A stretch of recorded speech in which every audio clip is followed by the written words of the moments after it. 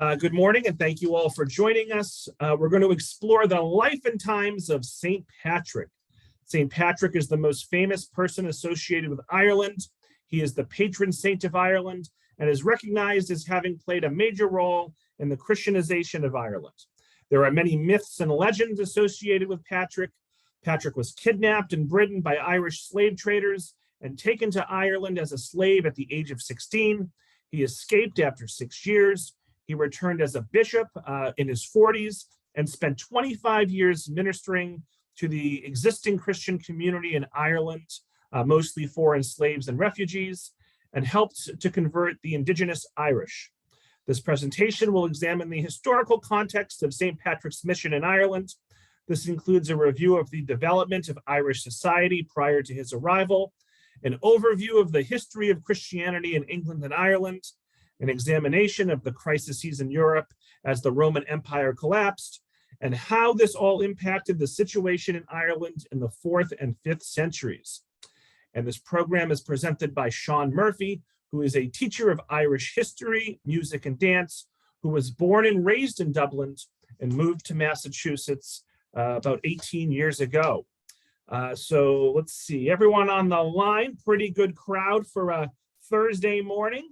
Happy St. Patrick's Day, everyone. And let's give a big virtual round of applause to Sean for joining us this morning. Sean, you can take it away. Thanks so much. Thank you, Robert. And welcome, everybody. And happy St. Patrick's Day to you all. Robert has given you an overview of what I intend to do in the next hour or so. There's a lot in there, but we're talking about the life and the times of St. Patrick. I'm giving you the historical record, some of it because we don't have a lot of accurate historical records from the time. Some of it is disputed. There are different variations that you will find depending upon the book you read.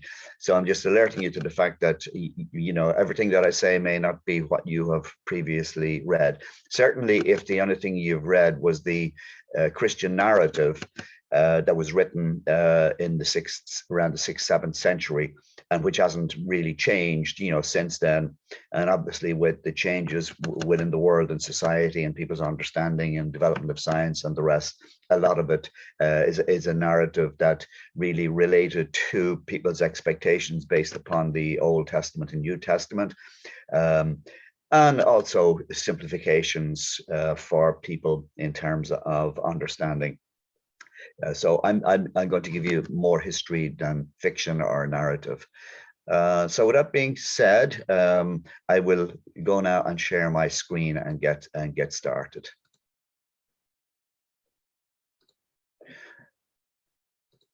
So my introductory slide here, it has a quote from Patrick himself. Later on, I'll be introducing you to two of the works that are generally accepted as having originated from him. We don't have the original copies. They were written at a time when the origin story for Christianity in Ireland was written around the late 6th, 7th century. So this, we're pretty sure, is something that he did write. I am Patrick, a sinner, most uncultivated and least of all the faithful, and despised in the eyes of many. So you might wonder, you know, why he would start his letter in that way, and I will explain that as we go along. So a lot of times his family is left out of it. So I'm going to begin with a couple of slides. And just like everything else in my presentation, it's a summary, it's an introduction. There's a lot more to it. And I hope that if you get a copy of the presentation, you'll be able to use the resources that I have attached either to each slide or at the end. So first thing to note is Patrick was not Irish and his name wasn't Patrick. His name, in fact, was Maewyn Sacat Patricius. The Patricius was the name that he got, which refers to the patrician order in Rome, and it was a title that was granted to him at a later stage when he became a bishop, and it's from that Patrick came from. And he wouldn't have been called Patrick in Ireland in those days. He would have been called Pádraig, because Patrick is the anglicization of the Irish Pádraig. He was from a Romano-British Christian missionary family because the Romans had invaded and taken control of the island of Britain in the middle of the 1st century. And they left in the year 410. So they were there in control for around 300 years. Key thing to remember is who were the main people in Ireland at this time? Of the indigenous people that were in Ireland, they were Celts. Where did they come from? Well, they came from Europe. And why did they come? A lot of them arrived in Ireland because they were displaced as a result of the advance of the Roman armies throughout Europe. So that meant that those people in Ireland had no desire to see a Roman army ever come to Ireland. And one of the things that they did was they devised a strategy which was essentially to attack the Roman army and its administration on the island of Britain, as well as on the western coast of Europe. And so the Romano-British communities along the west coast of Britain were an obvious target. And I'll be talking about that again in a moment. So he's known as the Apostle of Ireland, and he's the primary patron saint along with Bridget and Columba, who were both Irish. Bridget, in fact, while she was Irish, her mum was from modern day Portugal, and her mum was a slave. So where was he born? We're not sure. Some people believe he was born in Scotland around Kilpatrick around the year 385. Others claim that it was Wales. In his writings, he tells us that it was in the village of Banavente, Bernia, but unfortunately, we have never been able to track that down. And as you can imagine, if somebody could say, this is where Patrick was born, that would be enough to guarantee commercial success for that area for a long, long time. His parents were Calpurnius and Conchessa. His father was a deacon. His grandfather was Palladius, was a priest. There's evidence that some of his siblings and their offspring worked alongside him in Ireland, and that's why I'm including them. If they hadn't been involved, I wouldn't have there'd be no point in introducing you to them. One of them was Saint Mel, who apparently had organized the boat that brought him. So Saint Mel of Ardagh and his brothers Melchu, Munis, and Rioch, it is said that they accompanied Patrick when he made his trip to Ireland as a bishop.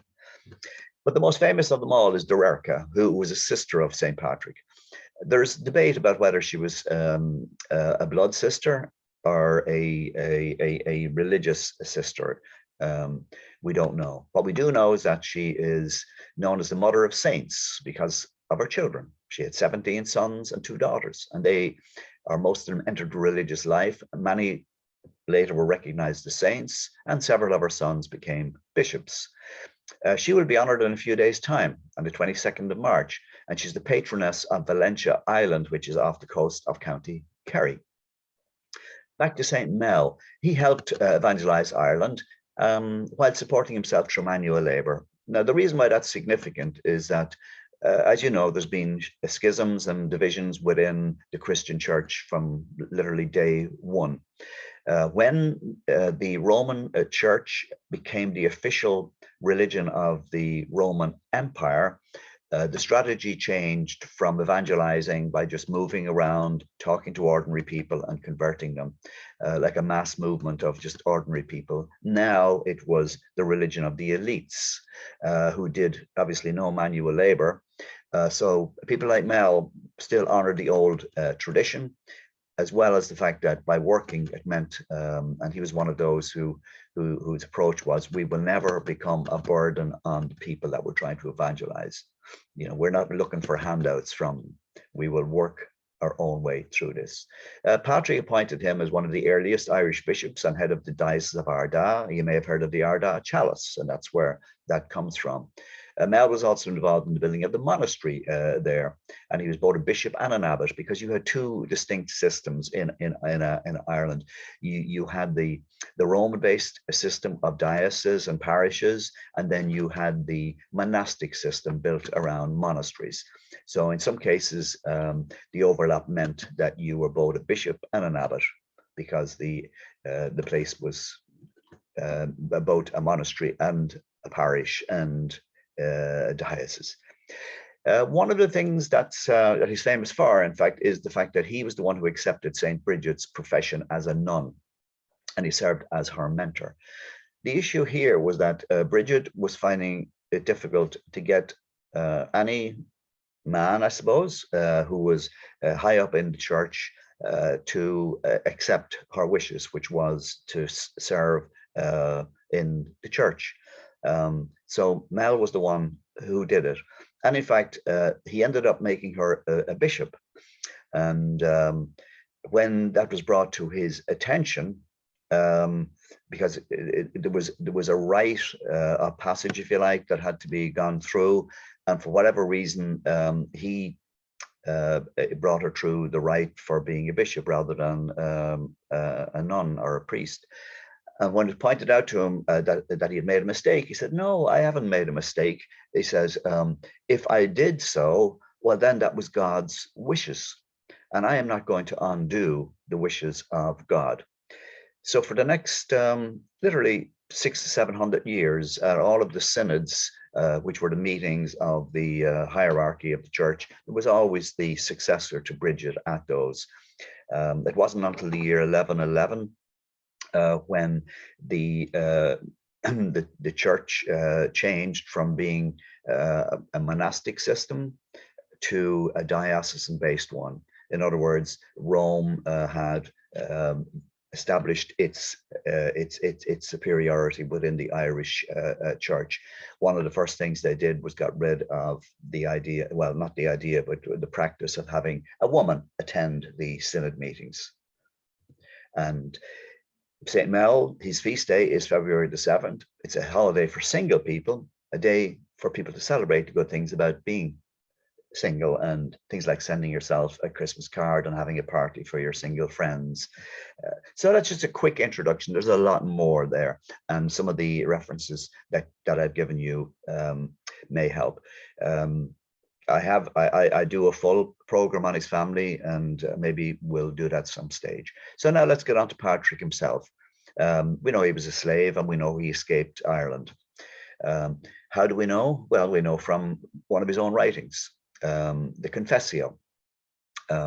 It's accepted that it was written by him, and when the origin story for the Roman Christian Church in Ireland was written, they obviously made Patrick the central character within that, and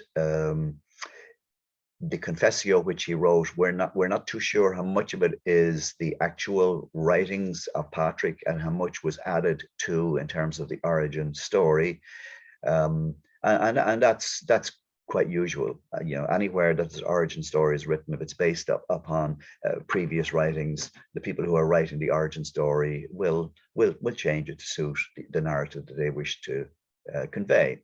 But this part, we believe, is true. He was captured by Irish, sometimes called pirates, but the reality was that the Irish kings, who were Celts, were trying to make sure that the Romans would not invade Ireland.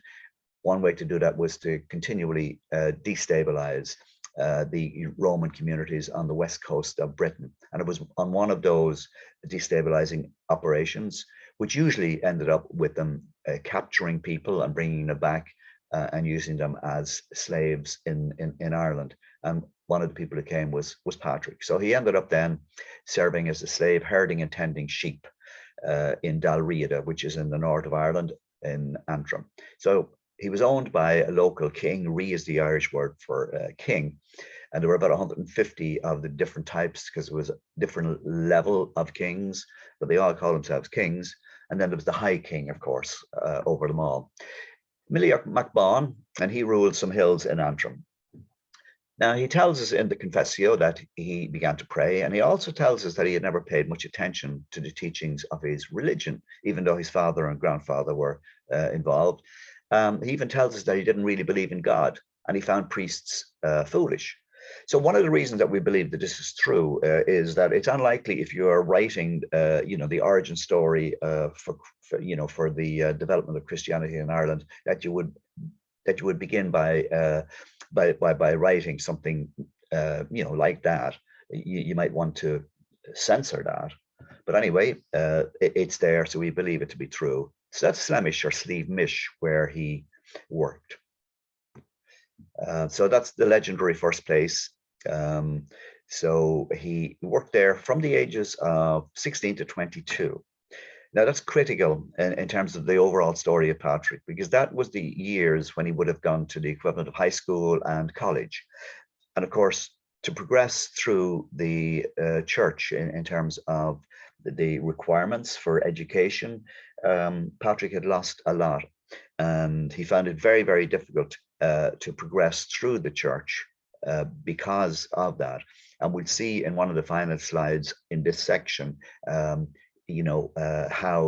that came to be, if you like, a way of discrediting Patrick on behalf of some of the ecclesiastical authorities, because they didn't think he should have been allowed to come to Ireland because he wasn't educated enough. So he tells us, we know it was 6 years, and if any of you have been to Ireland, you know the kind of cold, damp weather and the existence that a shepherd would have had in isolation, probably with just one other person. Now, the narrative that we have is that eventually he received in his sleep an otherworldly experience, telling us that a mysterious voice said to him, "Your hungers are rewarded, you are going home." Now, this is the part of the narrative that again suggests that in order to create an explanation for why he left, that somebody took a bit of artistic license. If you did that, and there are plenty of in terms of the writing of Irish history, we have many examples of this, where they delved into the language and the structures and the methodology of the Old Testament and the New Testament. And in those, it was common for saints, for people who became saints, to have visions, to hear things, to see things. So again, in explaining what happened to Patrick here, we get this. Now, what we do know, what I believe to be the case, is that what happened was around this time, the High King of Ireland, Niall of the Nine Hostages, was assassinated. Niall of the Nine Hostages was one of the greatest high kings ever in Ireland. And at the time, he was one of the strongest and most well-known kings throughout Europe. And he was killed in the Alps, and he was killed while he was out fighting the Romans. But he wasn't killed by a Roman. In fact, he was killed by an Irishman. He was killed by somebody acting on the orders of the King of Leinster, who had a beef with Niall. That was totally unexpected. And as you can imagine, in those days, for your high king to suddenly be killed, and possibly as well knowing that he was killed by a fellow countryman, that created political turmoil. One of the results of that political turmoil was that everybody was trying to take advantage of it, including slaves. So it's likely that Patrick took advantage of that and managed to make the journey to the southeast coast of Ireland, where he escaped. So he was a fugitive slave. He was never intercepted, stopped, or otherwise approached, which was almost impossible to achieve. So that would have meant that he had to have some help. And that suggests that there was what we might call an underground railroad.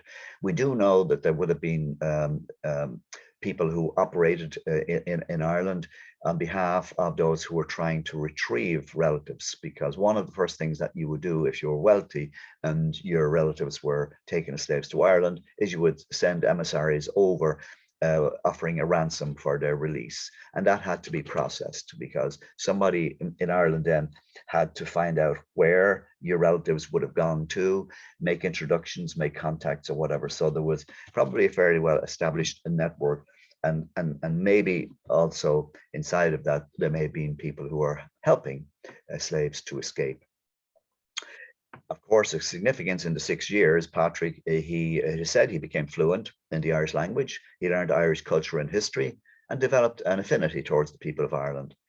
And this was important, because at the end of the day, it is likely that this was the reason why he managed to persuade the authorities in the Roman Church to send him, because we know he lacked in terms of the educational qualifications, and he had to do all sorts of things to make sure he became a priest, and to become a bishop for somebody with his background was almost unheard of. So it's likely that having these on his CV, he managed to persuade. And it was likely at that time that the issue was, we have to send somebody to Ireland, and we might as well give him a chance, or we don't have anybody who's really up to the job, so we let Patrick, because he says he knows something about the country. It was probably that type of discussion. Now, he had learned some skills when he was a shepherd. He would have handled dogs. Now, he approached the captain of a ship, and of course, the captain of a ship, it would be a serious crime to help a slave escape. So what Patrick tells us, that he was turned away, he walked off, started praying, and then sometime later, the sailors from the ship came to him and says, "Come on board, we'll take you in trust." And it's possible that it was his skills in working with dogs that helped him to be accepted and for him to take that risk. We're told, he tells us in his work that he's traveled for 3 days, and when he arrived, what he found was devastation. That's his own words. Now, why would there be devastation? But it's likely that after 3 days, because 3 days would have been too long for them just to go to England, because some of the books you'll read say that he went to England. I don't believe that. 3 days would have brought him to modern day France. Also, there was no devastation in England at that time, but there was in Gaul, because what was happening was from the east of Europe, and from further east and from the north, there were pagans who were fleeing the Huns. And in the year 407, the River Rhine froze, and people were able to cross that. And as they crossed it, they invaded Gaul. At this stage, both Britain and Gaul had been taken over by the Romans. At this stage, the Roman Church was the official religion of the Roman Empire. So all these people essentially were Christian. So these pagans invaded, and they displaced the people, leaving it in devastation. So where did a lot of these people go? Well, my belief is that quite a substantial number of them ended up in Ireland as refugees and asylum seekers. We'll come back to that in a moment. So Patrick tells us they walked for about 2 weeks. They found nothing to eat. And of course, there was no way they were going to kill and eat dogs, because the dogs were more valuable than the men.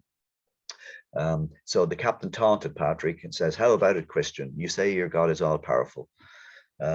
So what happened anyway was that a few minutes later, they heard a herd of pigs in front of them, and they managed to get some of those, and that sorted out their hungers and the dog's hunger. So Patrick, we don't know why, but a short while after, we know he left that group and headed back towards England, towards Britain, because England wasn't a country yet. England had not been formed, so it was still Britain. Now, you heard about the story about the snakes, so I'm going to give you my take on that. So it's likely that rather than turn around and go back over the devastated land on his own, it would make more sense that he would go around the coast, because the coast was not as devastated, because people would have gravitated towards the coast. And also there was a chance that he would be able to get on board a ship that would take him to Britain. Now, we know that around that time, there was an abbot called Honoratus, and he was in the process of constructing a monastery. Now, the first job that had to be done was to clear the area of snakes and reptiles. Now, the area was Lérins, which is modern day Cannes, where the International Film Festival is held. So Honoratus was taking anybody who was willing to work at this job, because that was the only job that was available at this stage. Before any construction could happen, the land had to be cleared. There's a book by a woman, Hamilton, and she writes that Honoratus was winning a reputation for driving its booming population of vipers into the sea. And she wrote that it is not impossible or unreasonable to assume that Patrick might have sought refuge on Lérins. Now, we know it took him a number of years to get back to Britain, so it's possible that he spent a year or two on the island.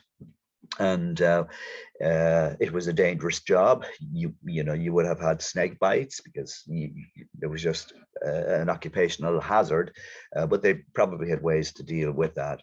So my take on it is that, you know, years later when he arrived in Ireland, probably at the end of the day when they had done whatever work they were doing and sitting around having, you know, a meal and relaxing for the afternoon and swapping stories, probably Patrick's favorite story, or one of his favorite stories, would be to tell people about his time on this island clearing snakes, and that just, you know, developed. And we know there was never any snakes in Ireland, so it doesn't make sense that it would be referring to Ireland. Certainly, Lairens would make sense. And if you note, in the middle of Lairens is Éireann. Éireann's the old name for Ireland. So somewhere along the line, something might have been lost either in translation, or it may have been convenient because it also allowed people then to interpret his driving of snakes to mean the driving out of pagans. But anyway, so he did make it home. His parents were happy to see him and they didn't want him to leave. But he says that after having discovered God while he was in Ireland, he wanted to, you know, become a member of the church. And he knew that it was going to be a difficult job, but he said that his life was changed forever, and that was what he was going to do. Eventually, we are told, and again, we're not too sure how much of this part is true, but it answers the question about why he returned to Ireland. So this is what he says, or what's written. It says, I saw a man coming, as it were, from Ireland. His name was Victoricus. And we know that he was familiar with this person because Victoricus was somebody that he knew while he was in Ireland. And Victorius was carrying many letters, and he gave one of them, and the heading was The Voice of the Irish. And Patrick then tells us, as I began the letter, I imagine in that moment that I heard the voice of those very people who were near the wood of Foclute, which is beside the Western Sea. And they cried out as with one voice, we appeal to you, holy servant boy, to come and walk among us. And this was in his dream. And we all know we dream, you know, intensely at times. Doesn't mean that God has come into our head, but the whole idea here of this is that God had come into his head and was putting this message, you know, in there. We know today that that's not true, that, you know, it's basically a thought. Now, whether that it's, you know, there's no reason to disbelieve that that happened, but it's a suitable way to answer the question, you know, what motivated him to come to Ireland. So let's look a little bit closer then at Ireland and Christianity. Now, unfortunately, the Christian history of Ireland, as written by the Roman Catholic Church, ignores the earlier developments within the church, partly because once the Roman Church became the Church of the Roman Empire, they tried to bring all the different Christian groups together at the Synod of Nicene in the year 325. And some Christian groups did not want to participate, and they were then labeled as heretics. And what was even worse then was that they were declared even worse than pagans.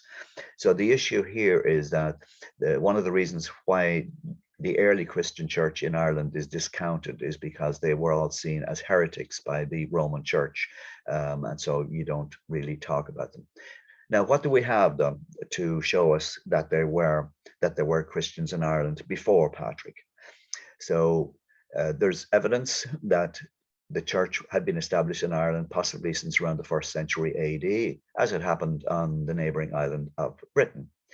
Now, it is said that St. James visited Ireland in the 1st century, and on leaving, he left behind an organization that was headed by his father, Zebedee.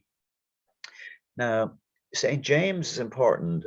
You've all heard of Guinness. Well, to get into the Guinness factory, you have to go through St. James's Gate. Now, St. James's Gate is famous because from the 8th century up to about the 14th to 15th century, you had Irish people who would go on pilgrimage to Spain, because St. James is the patron saint of Spain. And they would gather and leave from St. James's Gate. Also, when they arrived, they would have to go through medical checks and whatever. And there was a place close by which later became known as St. James's Hospital. And it's still there today as St. James's Hospital, and St. James's Gate is still there. Now, so getting on then to other things that are important in terms of establishing that there was, if you like, a duopoly, that there were two traditions in Ireland. What's key here is that we know that the teachings of Saint John, he had spread the word of Christ to Africa and Asia.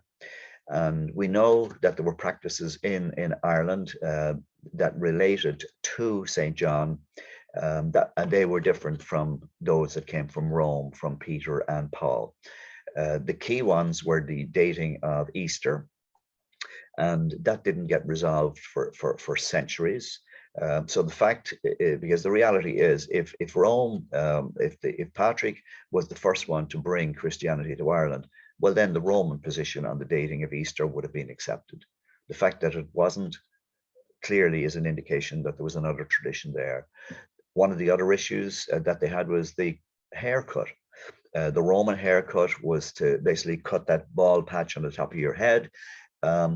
The tradition from Africa and Asia, which had inspired Ireland, was a different haircut. And there were a number of other issues as well, but we can see clearly that there were a couple of traditions within Ireland. What do we learn from the Irish legends and the annals, which again are something which it's very hard to substantiate them, but again, they're there, and they were compiled from the oral records. One of the things that we are told is about the death of the King Cormac MacNessa. Now, he was a king in the time of Christ, and the story is that Cormac, again, he would have been supplying soldiers who were fighting against the Romans. His military commander had been kidnapped, not kidnapped, but had been taken prisoner in Rome. In the Middle East. And on the day that Christ was being crucified, the Romans decided that they would bring a representative from every nation that they held captive to see this and witness it. And the person representing Ireland was the commander from that worked for Cormac MacNessa. So what happened was, we don't know how, but he managed to return to Ireland. And he recounted the story to the king. The king became so upset about the story that he got up and he went jumping and ranting and raving around the place. Problem was, poor Cormac had a piece of shrapnel in his head from an incident at some stage. And of course, with all this jumping about in fury, the shrapnel moved and he died of a brain bleed. About 300 years later or more, Cormac MacArt, another great High King of Ireland, he apparently was killed by the Druids. And the reason that they killed him was because he had converted to Christianity. And this again is, 60, 70 years before Patrick arrived in Ireland. And just as a total, aside, well, what are the most famous Irish boys' names? It's not Peter and Paul. It's Sean and Seamus. Sean is John and Seamus is James. So I settle my case. Now, of course, the other issue, and we know this because history hasn't been totally rewritten, we know that before Patrick arrived, before the Roman Church arrived, there were already a number of Irish Christian leaders there, Albi, Declan, Kieran, Ibarus, all of whom were later elevated as saints. Now, the elevation as saints in those days wasn't until around the 11th, 12th century that Rome took over the job of, if you like, of making people saints. Before that, you could be made a saint by what was called acclamation. So if you are well enough known and people thought you should be a saint, acclamation was the way. So all of these were elevated to saints, including Patrick, because Patrick was never made a saint by Rome. It was by acclamation. So again, the relationship between Ireland and Rome, between Celts and Rome, is again a very important one in considering all of this. And as I said earlier, Ireland was fighting against the Roman Empire. It had alliances in northern Britain, which is modern-day Scotland, Gaul, modern-day France, and as far away as North Africa for centuries. So let's have a look at it. What happened that the Christian church became the Church of the Roman Empire? For the first 3 centuries, persecution of Christians was widespread. But by the year 250, it became official policy within the Roman Empire. And for the next 50, 60 years, things were horrendous. What happened then was Constantine, who was based on the island of Britain, he was acclaimed emperor in the field by his soldiers. Now, this occasionally happened, and it was a way in which soldiers could make their feelings known in Rome. In other words, we're not happy with the fact that you guys over there are having a great time while we're out here being slaughtered. And we want to replace you by somebody who understands the reality. And that happened in the Roman Empire on a number of occasions. So Constantine then was acclaimed emperor in the field. Problem was, to become emperor, he had to make his way to Rome, and he had to defeat anyone who challenged him. And he had to then be accepted within Rome. To do that, he needed an army, and a big army. So my belief is that what happened was that, coming from a Christian country, Britain, then he would have to move to another Christian country in Gaul, that because there was a tradition within the early Christians of refusing to fight. You know, they would not get involved for instance, in the war between the Jews and the Romans. They stood aside. They were kind of, if you like, pacifist or whatever. But now, because they were under such persecution, they had a motivation. And I believe that what happened was Constantine promised them, if you fight for me, we'll fight as a Christian army. And if we win, I will stop the persecution of Christians, and I will make Christianity legal. So that's what happened. He won, and Christianity did become legal. In the year 325, he called the first conference at Nicene, from which the Nicene Creed comes from. In other words, the I believe, or the original version of that came from. But he wasn't successful in unifying all of the varying Christian groups. It was the group in Rome that he built around, and any of the others then who weren't prepared to accept the leadership from Rome and accept the direction that Constantine wanted it to go in, and the other church leaders who were supporting Constantine, they then were declared to be heretics. Then over time, things developed, and eventually by 380, Christianity was made the official religion of the Roman Empire by Emperor Theodosius. To give you an idea, in terms of timeline, it was around then that Patrick was born, around 386. Then the Germanic forces sacked Rome in 410, and to defend Rome, then they had to withdraw troops from all over the place, including Britain. And that was the last time that soldiers from Britain left and didn't return. And that then created a situation where the pagan Angles and the Saxons and the rest, came into Britain, and for the next couple of hundred years, then Britain was de-Christianized by the pagans. Another date that's of interest is 476, because Odoacer, who was a Goth, a German, he forced Romulus Augustus, who was the last Western Roman emperor, to abdicate. And of course, at this stage, Constantine, seeing what was happening anyway within the Roman Empire, had decided to relocate in Constantinople, which is called after him in Turkey. Now, the Edict of Thessalonica, it was what made the Nicene Christianity, as it was known at that stage, the state church. They decided to change the name from Nicene Christianity to Catholic, because Catholic was simply the Latin word for universal, and then that was associated then. And that then provided the impetus for church leaders in Rome to assert their dominance over the various branches of the Christian church around the world. Any that didn't accept that, as I said, then were excommunicated and were declared heretics. Now, another significant event happened in 429 that's of relevance to what happened in Ireland. The Pope from Rome sent his main man in Europe, Saint Germanus, to Britain, because at this stage in Britain, you had a strong Christian group who differed with Rome on original sin. And so St. Germanus came essentially to get them to agree to accept the Roman way. Now, there were some in Britain who refused to do that, and all of them were exiled. And we believe that they came to Ireland. So remember, the Roman Church became the official religion of the Roman Empire. Now, we know Ireland was never controlled by the Roman Empire, and the strategy was to convert within the Roman Empire. So we have to explain now why they came to Ireland, which was not part of the Roman Empire. So let's look at who were Christians in Ireland at this stage. They were slaves.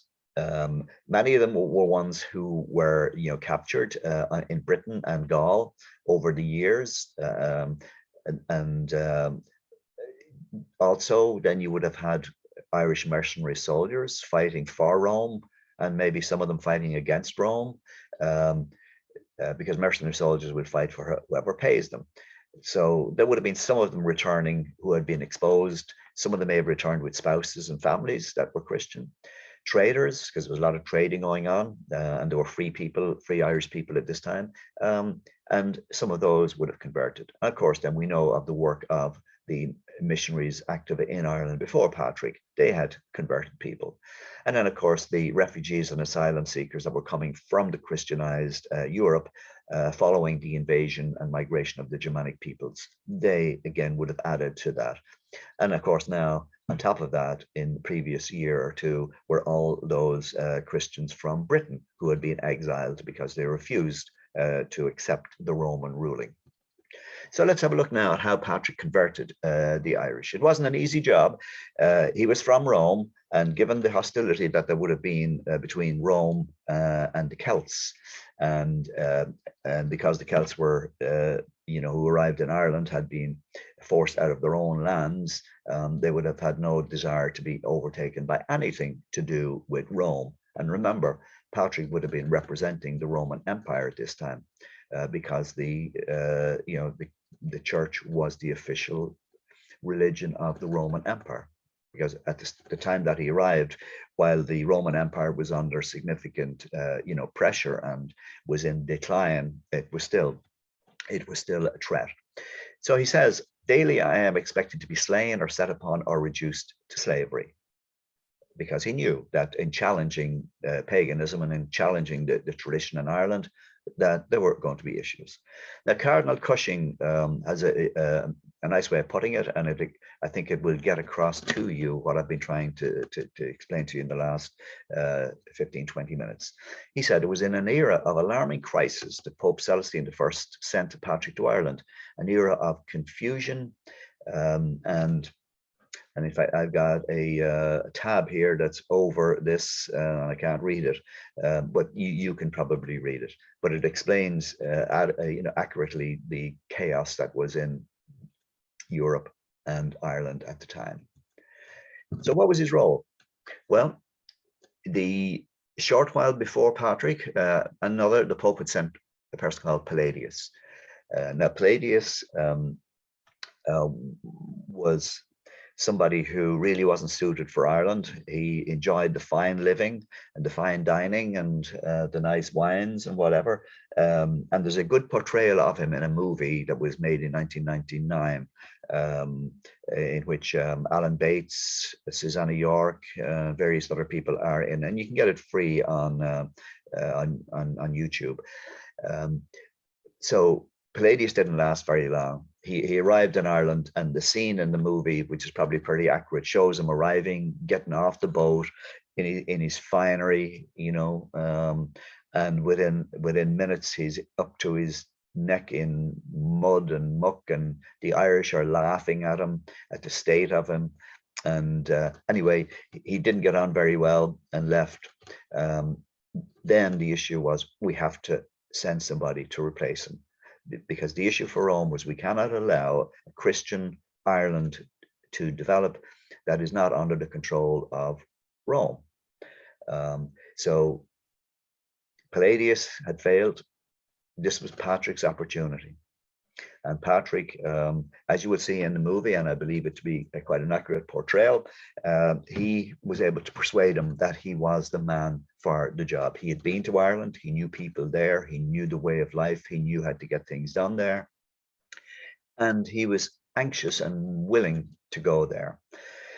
There was one slight hiccup in that as a result of the Roman Church coming to Britain and making a deal with the ecclesiastic authorities in Britain, one of the things that was agreed on was that they would have to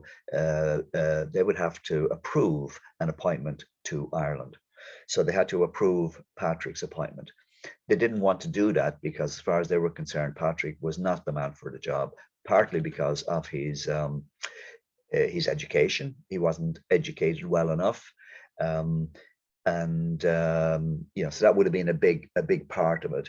There was also another issue that arose, which had to do with confession. At some point in his life, Patrick committed something and he confessed, and that confession then became known to the ecclesiastical authorities in Britain, because at the time confessions weren't private. In fact, it was Patrick who took the lead in basically making confessions private. He was the one who basically got that development. So there were a number of reasons why they didn't want him to come to Ireland. Now, we're told that the reason he came to Ireland was to strengthen the local Christian community.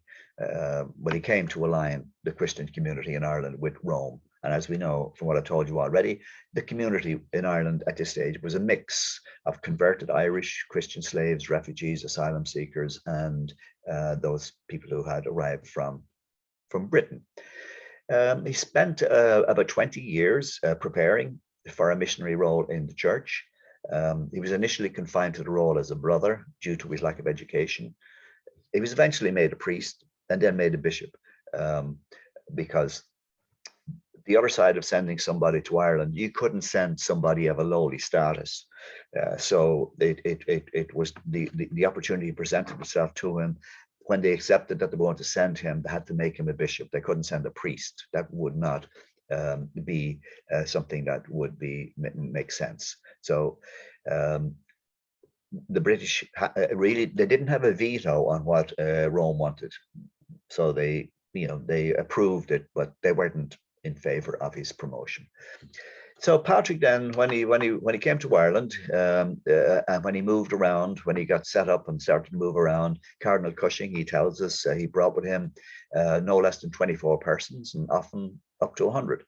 And the group usually included an assistant bishop, a chaplain, several young men whom Patrick was preparing for the priesthood, a brehon, which is the Irish word for judge, to advise him on legal matters, builders, masons, smiths, metal workers, chariot and wagon drivers, a cook, most importantly, a brewer, table attendants, a sacristan, embroidery workers, and of course, a palmist, who would be the custodian of the sacred books.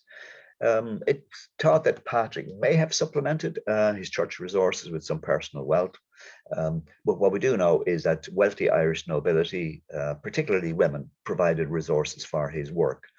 I don't have time to go into it in detail here. I do it in another lecture, but essentially what happened here was that women, particularly women of the Irish nobility, were fed up with a situation where there were pawns in a game, essentially where their fathers would settle disputes with people by marrying them off, and that then would put them into a cycle of what they consider to be a perpetual pregnancy. So when they got word of Patrick and his notion, which was central to his work, about being a bride of Christ, a lot of them says, yes, I'll be a bride of Christ. And if I'm a bride of Christ, well, then my father can't force me to be a bride of somebody else. And to help in that work and to get that established, they were prepared to put their money, because one of the things at this stage in Ireland was that women had the right to their own wealth. and they could use that wealth the way they wished. It wasn't the property of their husbands, as it became under English common law. So what was his mission?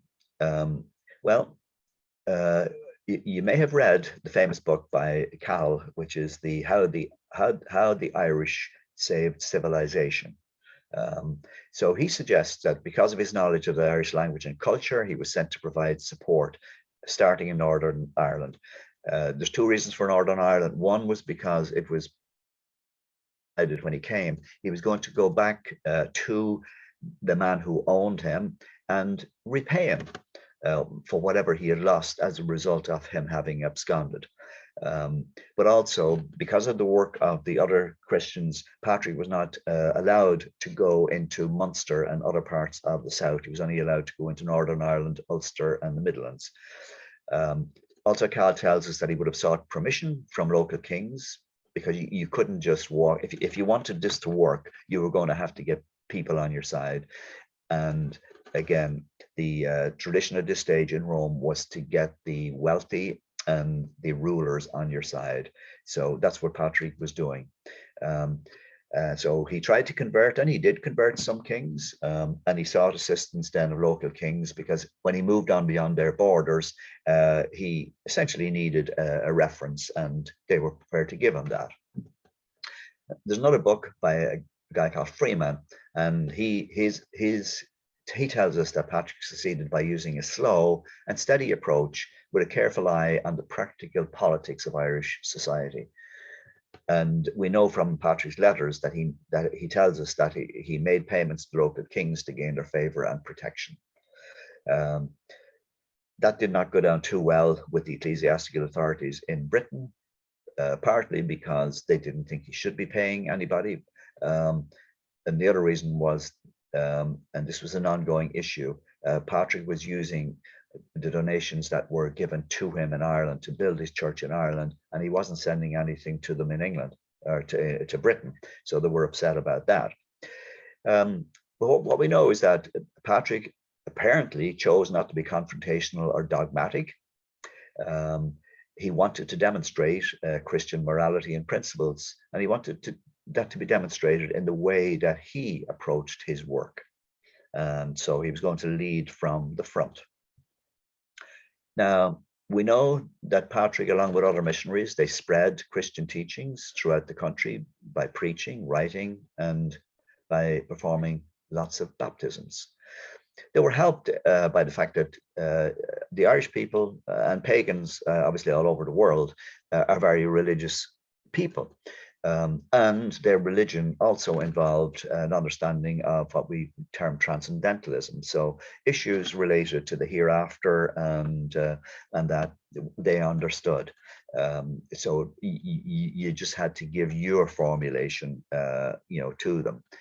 And the things that I suppose helped Patrick, one was his relationship, to women, offering them the alternative. The other was his efforts to end slavery, because obviously a lot of the Christians in Ireland at the time were slaves. So that would be very, very appealing to them to support him and Rome by saying that he wanted to end slavery. And then he recognized the spiritual practices that were already there, and he incorporated those in the church. He didn't come over heavy-handed and tell them, you have to stop doing this, you must forget that, whatever. He incorporated them in a way that allowed people to understand, I suppose, what was common between their beliefs and the church, and to allow them to progress. There's nothing better than the famous Patrick's Celtic cross that shows that, because that was renowned for it combined the native sun worshipping ideology along with the Christian cross. So a quick look at his achievements. As I said, his achievements were essentially in Northern, Central, and Eastern Ireland. He structured the church by locating bishops close to the sites of provincial kings. He couldn't set up new dioceses and new parishes.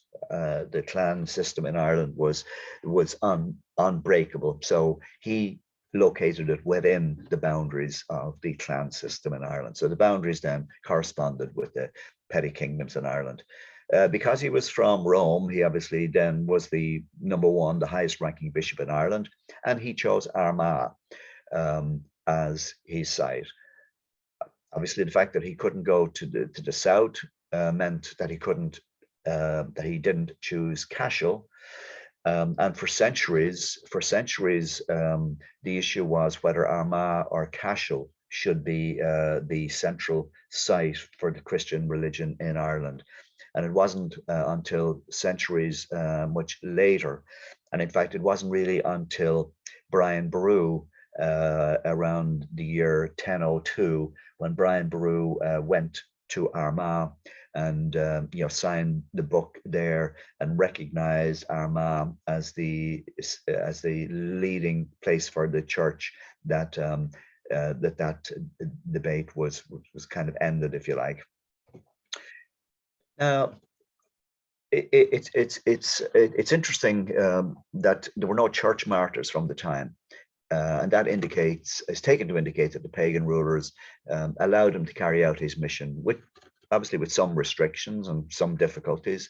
But if there had been church martyrs, we know that the narrative and the origin story for the arrival of Christianity in Ireland would have been based upon them, as is in many countries where there were many church martyrs. So the fact that the narrative or the origin story in Ireland is not based around martyrs is taken as proof positive that there were no significant numbers of martyrs. There were a few people killed, like Patrick's chariot, his chariot driver was one of the ones who was killed, but again, he wasn't a missionary. Also, as I said earlier, there is an allusion to the fact that he expected to be martyred and he welcomed the prospect. Now, the issue is, of course, by the time that he died, how much of Ireland was converted? And again, some people tell us, I'll be going on to that in a moment, but the reality is that he hadn't succeeded in converting the whole of Ireland, nor in reconciling the secular authorities in Ireland to Christianity. That's pretty clear. Now, he did support church officials. He created councils. He founded monasteries. He organized Ireland into dioceses, although the dioceses were based upon the boundaries of the clan structure. Interestingly, after he died in the 6th century, there was a law laid down, and it laid down a code of conduct for Christians towards their pagan neighbors. And this was not telling them you have to go out and convert them and that you have to do everything in your power to undermine them and convert them. No, this was toleration. Now, Cardinal Cushing tells us in he's written a book, the whole island was Catholic, and the saint, before he died, had consecrated 350 bishops, ordained over 5,000 priests, and built more than 700 churches. So we know that the island wasn't fully Catholic, but certainly the other figures that are printed they would be accepted. What it means, of course, if you built 700 churches in 25 years, that meant there was a huge economic boom in Ireland at the time. And we know that for the next 3 centuries, Ireland was known as the island of saints and scholars. Ireland was in Renaissance while the rest of Europe was in decline. They call it the Dark Ages. Now let's have a look at his writings. There were 2 writings, the first of which was called The Letter to the Soldiers of Caroticus. Now, Caroticus was a king on the island of Britain. Caroticus was a Christian. His soldiers were a Christian. What happened was Patrick had just been to a village or a townland on the northeast coast of Ireland, and he had converted the people there. He headed off then to some place not far away, and on his way, a messenger caught up with him and informed him that shortly after he had left, some soldiers had arrived, and they had kidnapped all of the people who he had just baptized and had taken them and were taking them to the slave markets. So that created a big issue for Patrick, because even at this stage, Patrick was in a situation where the pagan and secular authorities in Ireland, while they were apparently tolerating, his work. In one sense, what they were waiting for was for his work to collapse on its own merits, if you like. So they were waiting for something to happen that would demonstrate to people that he was some kind of a fake, or that he couldn't be relied upon. So at this point, he realized that the whole country, if you like, and everybody was looking at him to see what he was going to do. The problem was, he did respond. The first thing he did was he sent people over to Caroticus with an offer to pay ransom for the release. Caroticus basically said, no, and if you don't get out of here now, I'm going to hang on to you and you'll never see Ireland again. Now, he decided then that he would write a letter. Problem with that was the protocol at the time was that he needed to contact the ecclesiastical authorities in Britain and ask them to intervene and sort the matter out. Patrick's reasoning was that that's going to take too long, and by the time that they do anything, all of these people will be on their way to the Far East or China as slaves or whatever, and they'll never see Ireland again. Also, he realized that a lot of the church authorities, particularly in the area controlled by Caroticus, would probably not be able to do anything because they would be fearful of what Caroticus could do to them, and probably they relied upon him for security. So he sent a letter, and it's described as at once a decree of excommunication, because again, it was directed to try to separate Caroticus, who was a Christian, from his soldiers. The idea was that Caroticus should be put under pressure and he should be excommunicated for that. Now, if you were a leader of Christian soldiers who was excommunicated, you could no longer continue to lead those soldiers. So again, he was trying to have Caroticus excommunicated. It was also a heartfelt plea. It was a sermon, a word of comfort, obviously, to his Irish followers, and a powerful prayer to God. Copies were sent everywhere to the church leaders in Britain, fellow Christians in Ireland, etc., etc. Now, we don't know if those poor people ever saw Ireland again. What we do know is that the fact that Patrick wrote that letter was held against him, and that began a process whereby the ecclesiastic authorities in Britain wanted Patrick brought under their control, and eventually they wanted him removed. And eventually what they did was they sent a request for him to come to Britain for a review. We all know what that means. Patrick knew what it meant, so he was not going to go because he feared that if he went, that they would never allow him to come back again. So what he did was he wrote a letter to them instead. And he wrote a letter in defense of his work, and that letter is called the Confessio, and copies of both of them you can get on the internet. The Confessio, it's accepted as the work of St. Patrick. Now, there may have been some changes made as the narrative, as the origin story for Christianity was written a century or two later. But anyway, it had no title.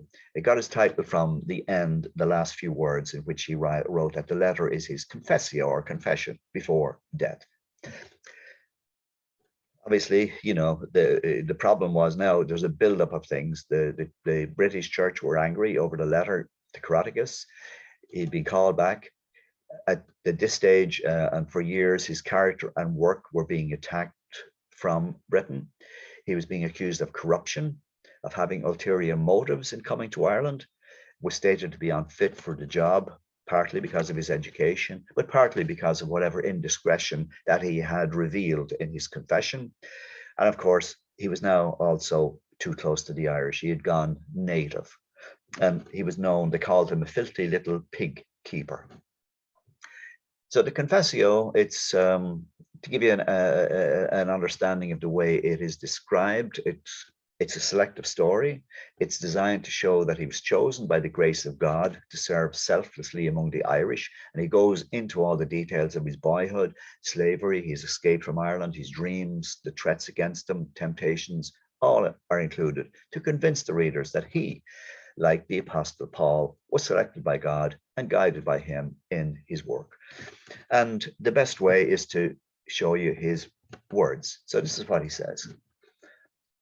Listen to me well, all of you great and small, everyone who has any fear of God, especially you wealthy landowners so proud of your education. So that was a dig at them, because the fault that they found in him was largely to do with his education. He says, listen and consider carefully. God chose foolish little me from among all of you who seem so wise and so expert in the law and so powerful in your eloquence. And again, getting at them, because he was admitting he was not an expert in the law. He wasn't powerful in eloquence. He wasn't a great speaker or an orator. But he picked our ignorant Patrick ahead of all of you, even though I am not worthy. He picked me to go forth with fear and reverence. And another dig, he says, and without any of you complaining at the time, to serve the Irish faithfully. The reason they didn't complain was, well, even though they weren't happy and didn't think he was the right man for the job, they didn't have an alternative. Also, they believed that just like Palladius, he wouldn't last any amount of time. They probably figured that in a short period of time he would be leaving, or he would be dead. But now that he'd been very, very successful, and one of the reasons, that they had a problem with him was because he wasn't giving the due recognition of the authority that the British authorities believed that they had because of their agreement with Rome. He certainly wasn't sending them back the monies and wealth that that they felt he should be contributing to them, because his approach was, I'm going to use this to build the church in Ireland. And of course, one of the things that was being said about him, he's not building the Roman church there, he's building Patrick's church. That was one of the claims against them. So he died on the 17th of March in 461. I'm sticking with that date. There are other dates that are given. And then there's another date that's given, which would have made him 120 years of age. Now, the reason that we don't believe that date is that because that was the age that Moses died, and there's a number of people who are famous within the church who also lived to be 120, because it was basically elevating you to the status of Moses by saying you live to be 120. So anyway, we don't need to go there. He's buried in County Down, in Downpatrick. It's claimed that he was buried alongside St. Bridget and St. Columba, although that's never been proven. Maybe one of these days, somebody will be able to use DNA analysis of the soil up there and tell us the truth. So I'm going to finish off. I'm going to summarize this section because there's a lot in it. It's about St. Patrick's Day celebrations, and celebrations go on all over the world. We know people visit Ireland every year to go and climb the Croagh Patrick, which was called after him. It was originally called Croagh Con Agla, which translates to Eagle Mountain, but it was changed its name. Now, the celebrations for Patrick began around the 9th century. And what happened was the Vikings invaded Ireland. The Vikings were very much anti-Christian. And the reason for that was that in the year 800, the King of France, Charlemagne, was made the head of the Holy Roman Empire by the Pope, because the Pope needed an army, given the rise of Islam. Now, Charlemagne issued a decree, and the decree essentially boiled down to telling people, particularly in Northern Europe, where Scandinavia is, you have a choice. You can convert to Christianity or execution. So they did not like that, because they were pagans. And so when they arrived in Christian Ireland, they set about destroying anything that was Christian within Ireland. And within a very short period of time, all of the monasteries and church buildings and the rest had been destroyed. A lot of the people who worked in them, the priests and bishops and the rest, either were killed, were sold as slaves, but some of them managed to escape to the continent, and many of them managed to escape and bring treasures from Ireland with them. Eventually, they decided to start celebrating, and Patrick then became the symbol of Ireland for all those in exile. And that began in the 9th century. Also in the 9th century in Ireland, there was an annual 3-day observance of the anniversary of the death of St. Patrick. And again, we don't know how long that lasts. We're not sure when that ended. But in the 9th century, it was a 3-day event. We know in the year 1600 that Luke Wadding managed to have his feast day placed on the universal liturgical calendar of the Catholic Church, and it became a holy day of obligation. Now, because Patrick was alive before the Reformation, Patrick was claimed by the various churches in Ireland. So the established church in Ireland was the Church of Ireland after the invasions from Britain and beginning in the 12th century. So he was honoured also by the Church of Ireland, which is part of the worldwide Anglican communion. So he was claimed by both of them. So it was a somber religious occasion, mainly prayer. Then in the 18th century, when the penal laws were introduced in Ireland, and the penal laws essentially made being Irish and being Catholic essentially illegal. But again, because the Anglican Church was celebrating Patrick, the Irish felt that they could do the same.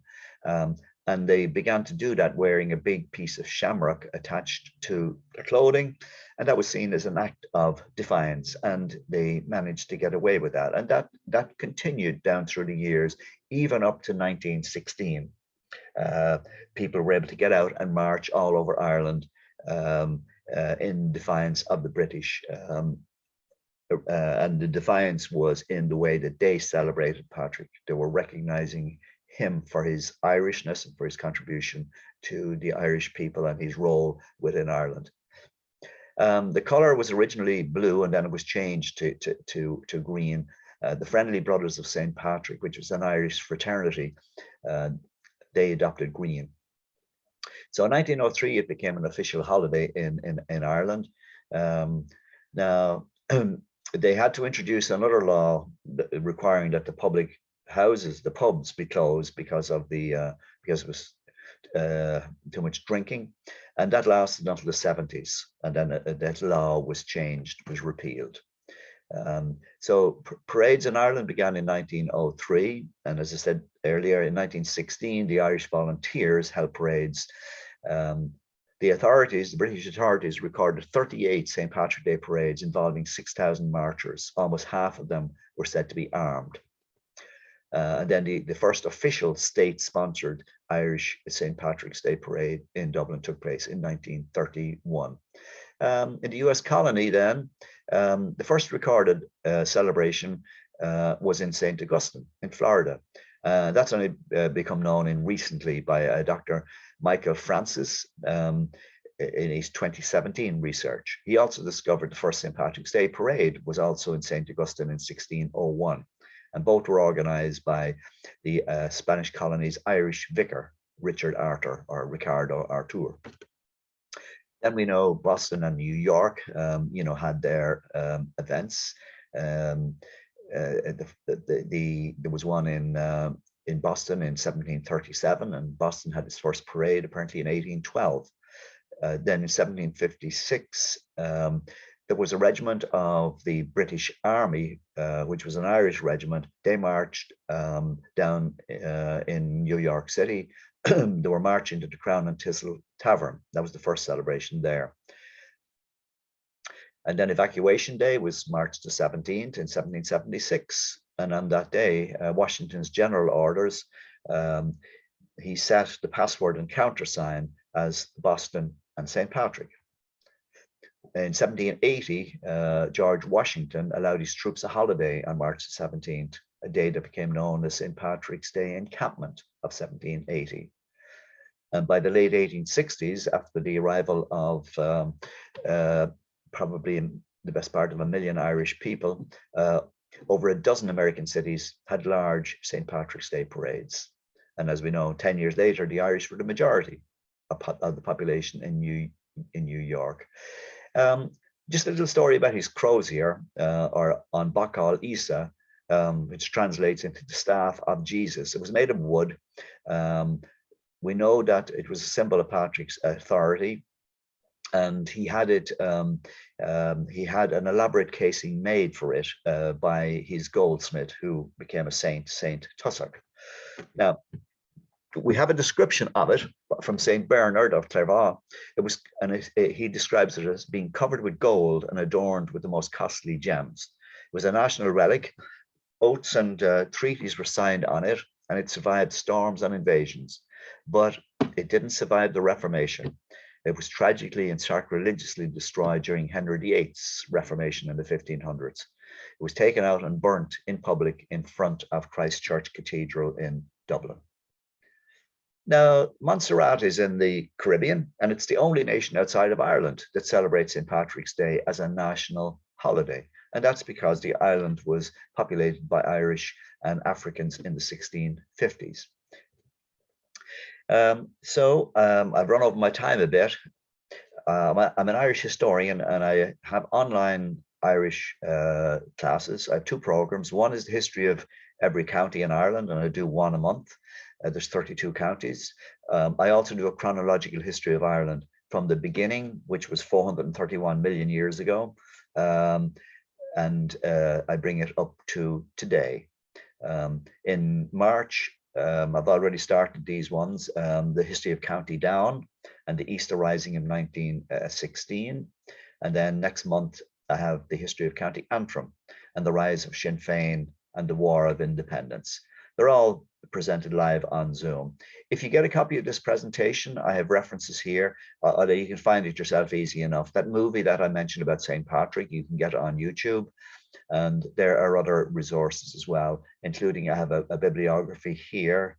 So with that being said, I will take any questions that you have. That's my email address if anybody wishes to contact me. Wonderful. So thank you so much, Sean. Wonderful presentation as expected. I think at the high point, we had over 50 people watching live, which is wonderful. Let me see here. B says, interesting program. Thank you. Please invite the speaker back for another program. Eileen says, I too would very much like to hear the speaker again. Very engaging presentation. Debbie says, very informative. Thank you. Happy St. Patrick's Day. Sandra says, thank you, enjoyed. Please come back with more of Ireland. Nancy says, thank you, Sean Murphy, for a very informative presentation. Happy St. Patrick's Day. So that's really it. We didn't have too many questions. Does anyone have any questions? If so, please get them into the chat now. As Sean said, shoot him an email if you have any questions about his online history classes that he teaches. Yeah, I mean, feel free to answer, to ask any question or to make any comments, because the subject itself, I mean, I could spend a month, on this, on what I've just given you in an hour. So I've kind of swept, over this, and there's so much, packed in there. I can understand difficult to come to grasp with it all, because I could break that down into 5 or 6 lessons in it, in itself. But still, if I can help you with your understanding, please, ask. Yeah. Julie says, yes, please come back. Thank you. So easy to listen to, and history is fun. Gail says, thank you as well. Well, Sean, we'll wrap it there. And then if anyone has any questions, they can follow up with you via email. Patricia says, thank you. This was packed full of information. All right. Sean, what are you doing to celebrate St. Patrick's Day today? Well, I've got another presentation. And then tonight, I'm an Irish musician as well. So I'll be going out to play some Irish music. And in case any of you are down on Cape Cod, I run an Irish traditional session in O'Shea's Old Inn in West Dennis. So if you're ever around, come down to the session. We have a great music there on Sunday nights. Well, it's kind of afternoon, 4:30 to 7 o'clock in the evening. I also teach Irish dancing for adults, set dancing. So if any, what don't you do, Sean? You seem to do it all. Well, all right, well, thank you for inviting me, and certainly I am more than happy to come and talk. In fact, I'll send you a list of all the presentations that I do, and if you're interested in one of them, please let me know.